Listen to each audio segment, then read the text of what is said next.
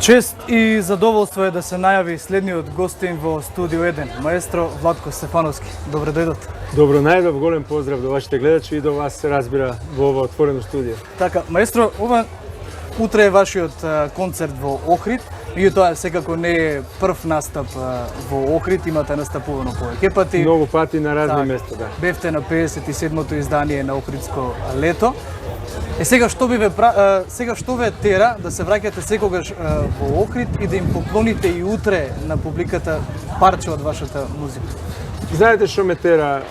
Охрид во овој период летен е епицентар на некој начин на Балканот. Луѓето сите се обидуваат да дојдат малку да поминат некое време тука, а поготово пред празникот Илинден 2 август е исклучително популарна дестинација Охрид. И малку се амбицирав да во целата таа естрадна понуда, во целата таа понуда на турбо фолк и на разноразни концерти, се обидов и себе си да се позиционирам тука. Малку амбициозно, малку со желба да се обратам до домашната публика и до сите гости што се во моментов во Охрид и да се обидам да го свртам вниманието кон она што јас сум го замислил. Аз сум замислил еден акустичен концерт со многу гости од целиот регион. Ми доаѓаат гости од Бугарија, од Србија, од Грција, од Скопје, од Македонија и прилично амбициозно замислено се надевам дека сите мои визии утре ќе се остварат на најдобар можен начин. Рековте дека помеѓу сите турбо фолк ќе останат и да пејачи, вие сакавте да оставите нели сопствен простор. Дали сметате дека можеби на нашата публика е премногу нападната, да речеме, со таков вид на музика евентуално? Знаете што, секој има право на свој избор. Ја не мислам дека треба да се ограничи правото на избор. Ама Охрид е сепак едно, би рекол, духовно место и едно светилиште и ако мене ме прашате, ја би го сочувал Охрид малку како центар на некаква духовност, на некаква култура, на уметност. Не би сакал толку да се комерцијализира и да биде ултра искомерцијализиран. Може би сега тоа природата на бизнисот, на туризмот, на верувам дека луѓето, локалните луѓе имаат потреба од бизнис, од профит и тоа е све разбирливо. Меѓутоа, ја би го дизајнирал Охрид како центар на духовност, на култура и на уметност. Така, но вие на публиката ќе подарите дел од себе. Дали може да ни кажете што ќе биде тоа, што може да очекува публиката на утрешниот концерт? Само да се надоврзам, дали доаѓате со една структурирана агенда или ќе слушнат се од Gypsy Magic преку се до мајчин јазик? Ќе слушнат се што треба да слушнат. Ја имам нов албум што се вика Мајчин јазик и акцентот ќе го ставам токму на тој албум. Ама се разбира ќе протрчаме некои теми што се популарни и што публиката сака да ги слушне. Ќе протрчам низ целата моја кариера, се уште размислувам за сет листот, го пишувам разни комбинации, се обидам да ги помирам сите, како да кажам, и сите гости да се чувствуваат комфортно и убаво со мене на сцената и ќе биде возбудливо. Имам и оперски диви, имам етно изведувачи, имам джез фјужен изведувачи, имам навистина прекрасни гости. Па, верувам дека сите ќе можат нешто да најдат што им е драго на срцето. И ја го правам најдоброто што знам и што умеам во моментов. А колку тоа ќе им се допадне на публиката, тоа веќе не зависи од мене. Тоа зависи од нив, од нивниот сензибилитет, од нивниот вкус и така натаму. Токму тоа сакав да го прокоментирате. Што очекувате, бидејќи вашата музика не е од условно кажано онаа музика на која што се слуша па раце во вис и сите се журкаат, туку повеќе емотивно доживување. Ама можам да ви кажам, можам да ви се пофалам дека меѓу ретките артисти сум што имаат толку набиена агенда ова лето. Мислам дека ретки се тие што имаат таква агенда која што имам ја ова лето. Секој ден буквално имам концерт. Секој ден. Овие се 2-3 дена припрема за Охрид, меѓутоа покојна Есма патуваше повеќе од мене. Ама мислам дека сум на добар пат да ја стигнам. Многу имам концерти на разни страни, такво ми се случи ова лето да биде. Верувам дека живи и здрави ќе се извлечеме од ова лето и дека со почетокот на есента ќе влезам во студио и ќе можам да почнам да снимам нови идеи и некој нов албум. Инаку, додека траат овие патувања, размислувам само за патување и за концертите што ги давам. Би се согласили ли дека вашите колеги, па и помладите можат многу да научат од вашата работна етика за која што зборувате во моментот? Јас сум тука да ги посоветувам сите млади музичари, сите млади уметници со она што ја го знам.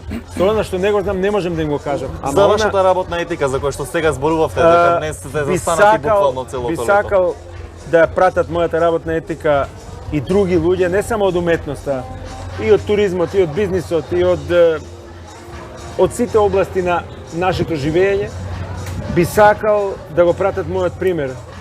А тоа значи најдобро што знаат и умеат да ја афирмираат оваа наша култура и наша уметност. Так, маестро, сте соработувале со многу големи имиња од како балканскиот дел, така и надвор од овде. Сте соработувале со Бебек, сте соработувале со Мандич, сте соработувале со уште многу други. Има ли една соработка особено која што ви е драга? Знам дека вие уметниците никогаш не издвојувате ова и ова, Имам многу драги соработки, Джибони, Теодоси Спасов, Томи Емануел, Јан Акерман, Мирослав Тадич, конечно Леби Сол, конечно моето трио. Лепи Сол го оставив за крај. Па да, мислам, мојата младост, дали евентуално сите го очекуваат и го сакаат и притискаат за тој камбек. Во овој момент ја такво нешто не можам да ви ветам, ама додека се сите живи и здрави. Но постои ли идеја барем за такво нешто? Идејата постои секојдневно и идејата е вечно присутна. Значи, во овој момент не барете од мене нешто такво, ама кој знае времето и што може да донесе, ја не можам. Во овој момент ништо конкретно. Но сепак најавивте враќање во студиото во септември. Да, дали имате нешто подготвено веќе? Имам. Во која насока ќе се движи вашиот? Дали нов звук ќе биде или ќе биде она што е препознатливо за вас? Звукот ќе го барам до прва, имам песни кои наликуваат на рок-н-рол, кои наликуваат на поп-рок. Имам нумери кои ми се навистина многу драги и забележани у мојот телефон, у моите рекордери. Што ве инспирира за да го земете телефонот и да... Животот што го живеам ме инспирира. Значи, постојано сум на пат, среќавам огромен број луѓе околу мене, многу интересни места посетувам, многу интересни луѓе среќавам. На моја голема среќа и задоволство наидувам на гостопримство каде да се појавам, така што сум благодарен на мојата публика, благодарен на тие што ме пратат со години, што ги купуваат моите плочи, што доаѓаат на моите концерти и се разбира, благодарен сум на сите оние што утре ќе дојдат во Античкиот театар во Охрид. Интересот е прилично голем и тоа ме радува и мојот интерес да се спремам најдобро што можам е исто така голем. Така, маестро, како се раѓаат некои препознатливи сола кои што Владко Стефановски веќе ги Тоа излегува од Дали се случува, еве, наутро станувате и она што мислите, што ви дошло, го снимате како демо верзија, потоа го публикувате? Се случува. Многу често. Само мојот телефон е полн. Време е да купам нов телефон или време е да, не знам, да бришам нешто од старите фајлови. Многу често снимам, да. Многу често. И тоа што го рековте, наутро е консултирање со несвесното. Тоа е многу значајна работа. Колку често првичните верзии кои што ги снимите остануваат нечепнати до крај? Не, за жал тоа се аматерски снимки, односно несовршени технички. Да, истото во студиото служат како потсетник, за да не заборавам некој мотив. А се случува навистина да ми од прва да истече нешто многу интересно. Без промени понатак. Имам добри ствари, верувам ќе ви се допаднат. Знаете кој процес ме интересира? Знам дека кога ќе седнете зад гитарата е едно друго кога го правите самото соло, самата мелодија. Добро. Меѓутоа, дали претходно во главата тоа се случува? Не. Јас ритмот. Не. Не сум од оние композитори што у сон компонираат. Морам да земам гитара пред да откривам нешто ново. Значи, не сум таков гениалец као Моцарт, да можам да мечтам, да свиркам мелодии, не. Морам да земам гитара и да пронедам некаква форма во гитарата. Инаку солата се директно излегуваат од мојата потсвест, верувам, ги спомнувам 2 пати солата. Моите сола се тотално непредвидливи и самиот не знам кај ќе отидам. Само гледам да се држам до некоја форма и да гледам да завршам кај што треба. Да почнам и да завршам како што треба, да не останам да висам негде во воздух. Значи, тоа е чиста консултација со подсвеста. Веројатно оттаму и таа автентичност на Владко Па не Стефанов. знам, ја многу сум се изнаслушал музика умеѓу време, сум се изнасвирал гитара, сум се изнапатувал низ светов и веков, така што тоа што излегува од мене, излегува се што мислам и се што чувствувам. вашата искреност и всушност тоа што Па сте сега- вие, што го препознава и го цени публиката. Добро е човек да е искрен во тоа што го прави, иначе тоа ќе биде фейк. Дали има некоја соработка која што сте ја планирале па не се остварила? Сега сакате можеби да ја... Не, знаете што, работите или се случуваат спонтано или не се случуваат. Нема Ја не договори можам да силувам. однапред. Замислете сега мене да го силувам Пол Маккартни да соработуваме. Значи ја да му пишувам мејлови секој ден. Тоа не е природно, тоа е безпредметно и нема смисла. Али ако заедно со некого посакаме да соработуваме, тоа ќе се случи. Ја верувам само таа природна и спонтанна соработка, нема силување. Оти постојат нивои, постојат луѓе кои се презафатени и кои се веќе во години, со кои можеби би сакал да соработувам, ама да речеме Ерик Клептон, он е веќе во години и веќе е уморен од се што му се случило. И сега не можам ја да го силувам него. Ајте молам да снимиме една песна заедно. Доколку тој не ми предложи такво нешто, тоа не може да се случи. Ја можеби можам да замолам некој помлад артист да гостува на мој албум, ама од овие реализирани, афирмирани и докажани имиња, треба да чекаш ред. Има листа на чекање. Не можеш ти тука да преку ред да се пикнеш кај нив. Па дури не ако сте Владко Стефанов. Абе не е битно.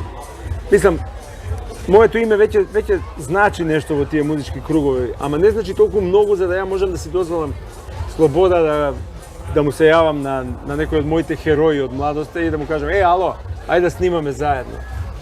Тие работи не одат така. Знам како одат и го почитувам тој джентлменски протокол. Тоа е протокол и не можеш да го нарушиш. Не е окей да го нарушиш. И не е окей да досаѓаш на било кого. Тука сме веќе и кон крајот на овој разговор. Океј, фала Во ви. оваа прилика би сакал да ви посакам успешен концерт, иако Фала ви нели многу. тоа не е ниту дискутабилно. Па, Во пресрет знаете на што, утрешниот треба ден. многу коцкички да се сложат за да концертот биде успешен. Време, публика, озвучување, расположение на моите гости и моето расположение конечно. Так, и очекуваме спектакуларен Ќе биде концерт. добро. Ви благодарам што бевте дел од Студио Голем 1. поздрав до вашите гледачи и до вам овде и продолжете со вашата отворена програма Ви која ми се чини благодарам. дека е многу добра. И благодарам. Поздрав и до вас, а вие почитувани останете натаму со нашата програма. По кратката пауза се враќаме со веќе следниот гостин во Студио 1.